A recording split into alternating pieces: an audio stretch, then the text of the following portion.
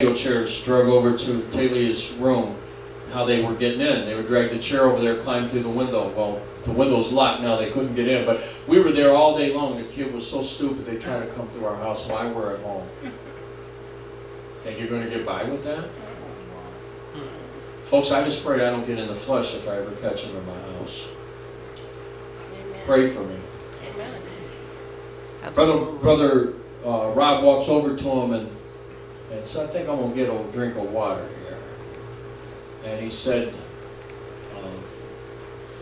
you know about Jesus?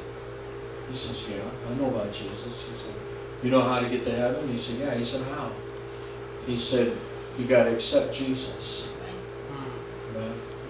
And he come back and he said, Brother Pastor Tim, he said, that young man is full of fear and he's so humble. I didn't say that. I said, yeah, he's fear because we know that him or his brother one was in my house. That's why he's got fear in his heart. But that's the same one I drove by last week and I seen them, like all 7 of them on the porch, and I'm thinking they need to be in church. I should ask them to go to church. Yeah? And trying to be nice, Lord, so please help me. Like you might probably walk out with everything in the building. But my point is I have to learn to love, even in the midst of this. I'm not telling you when somebody's doing you wrong, when somebody's robbing you, somebody's, just attacking your family. I'm not saying it's easy. But we got to love them anyway. Amen? So what's it say? Love suffereth long. Love is kind. Love envieth not. Love vaunteth not itself. In other words, it doesn't lift up itself. It's not puffed up with pride. You ever met people that are just so full of pride?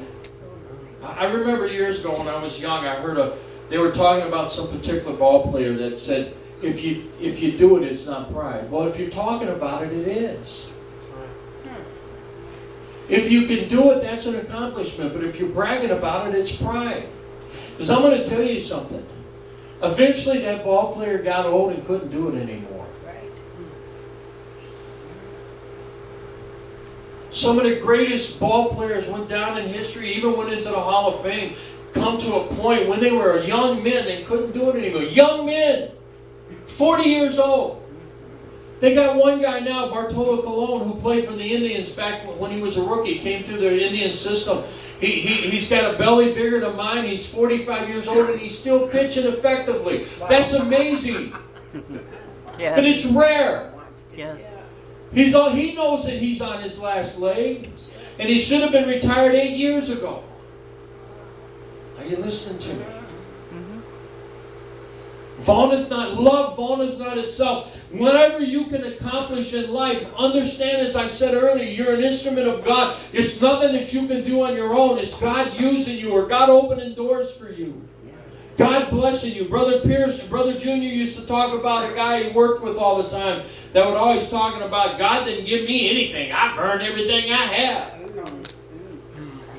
Brother Junior would always tell him that he gave you the health and the strength to do it, though. It can be snuffed out in a moment's time. Think about somebody who has lived a thriving, prosperous life, and all of a sudden they go to the doctor because they're getting unbalanced and find out they have MS. And they're in a wheelchair within a year. Unable to accomplish anything now, aren't you, big boy? Amen? I'm going to tell you something. Life is fragile. If we've been healthy most of our life, be thankful to God because life is fragile. Don't brag about it, because it can be snuffed out in a moment's time. Exactly. I'm going to tell you something. I can brag about something. I know a young man that's sitting right here today. Some would laugh when I say young.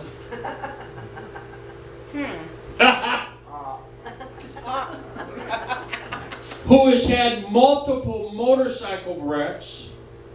Have you been shot? I know you've been shot at.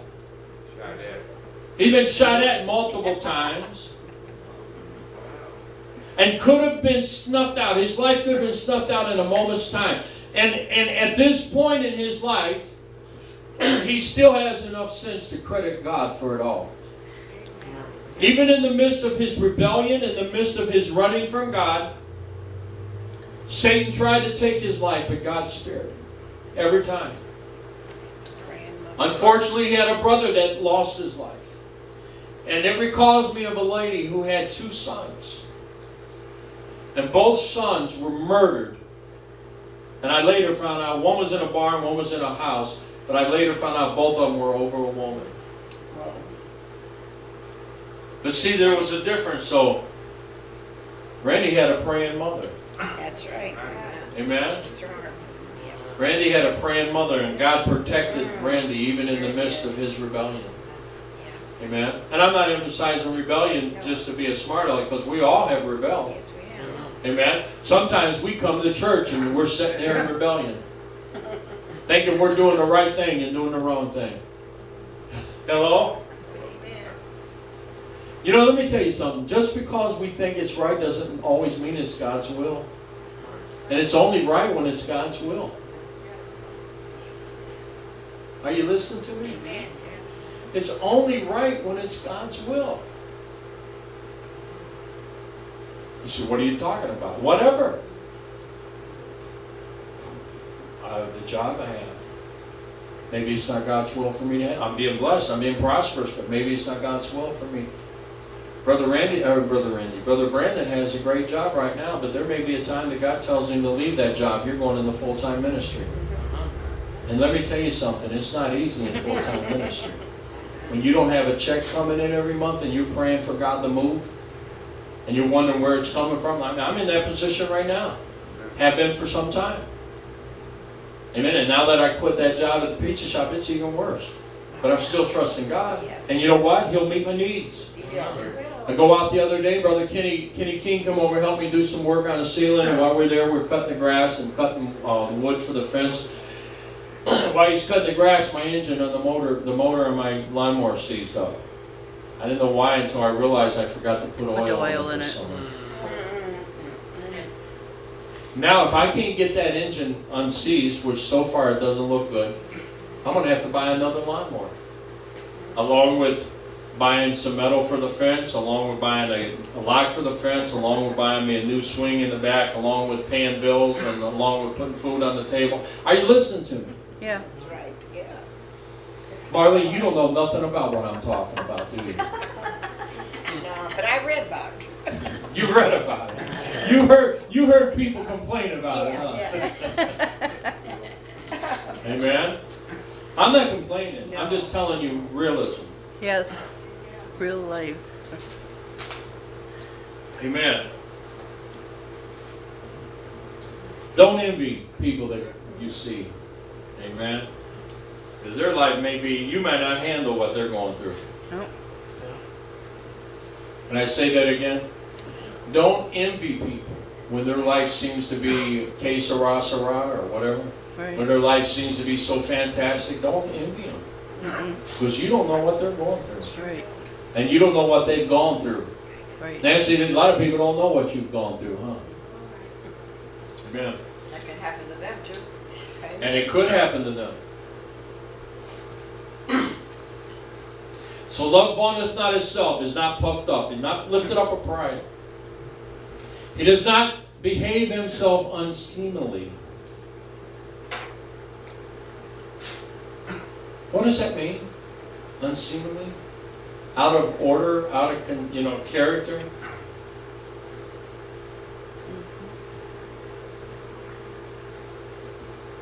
Unseemly. I remember I said something a year or two ago, and a couple people took it that I meant something nasty. I didn't mean nothing nasty at all. Amen? To me, that's unseemly. If I'm going around telling little lewd jokes, and, Not right. hello? Not right. Spreading little, there's things that, one day I posted something I seen on Facebook, because it was a pretty good caption, and my daughter came back to me and told me, said, Dad, did you see what that says? Up on the top, you know how, like, the people who sent it, it was a curse word. I didn't know it. So now, before I post something, I may have done it without paying attention, but I try, if I see anything that has a curse word or something, I don't repost that. Right. There's sometimes very good meanings that inspirational slogans that I want to repost, but it might have a little, a small curse word in it. I won't repost it. There's good stories that, news stories or something that I want to get the word out, but if it has a curse word, that's unseemly. Yeah. Amen? Now, there might be even a deeper meaning to this unseemly. I